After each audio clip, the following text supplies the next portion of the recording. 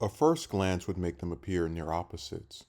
One is 36, one is 21.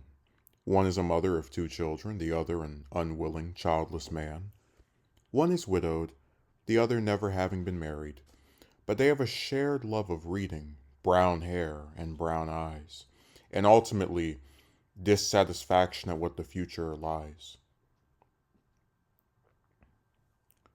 Their similarities brought them together. Father Time, a cosmic entity who liked to pair people together who had similar themes, arranged for the two to meet in December 1963, weeks after Mrs. Kennedy had lost her husband in an assassination. When the pair met, they had a nice conversation about their similarities so far, but Father Time sought to spice things up by telling them what their futures held. Jackie would lose her brother-in-law in a similar fashion to her husband, marry a man she did not love, feud with her daughter over her own marriage, and then die at age 64 from a painful disease. Justie would lose his grandparents abruptly, never get to have a family because he would never meet a woman who both liked him and wanted to have children, work dead-end jobs that saw most of his money go to paying rent, and then kill himself at age 46 after having nothing, in spite of how hard he had tried. The two realized something that Jackie found out after her husband's death. Neither of them would ever get their happy ending. The two worked together to evade Father Time by aimlessly journeying through the past of both of their lives.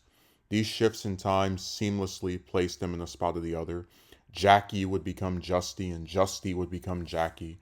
The only ones who could tell that something might be wrong are Justie's four grandparents, his little brother, and his best friend.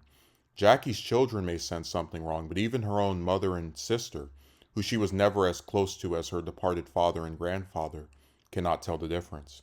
Father Time employs relatives, friends, and associates to track the pair, but never quite gets there in time.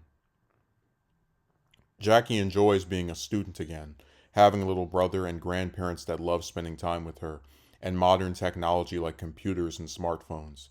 Justie enjoys playing First Lady, never having to worry about not having enough money to buy things and getting to actually be a parent. Though history is rewritten for one to be in the place of the other, their genders remain unchanged.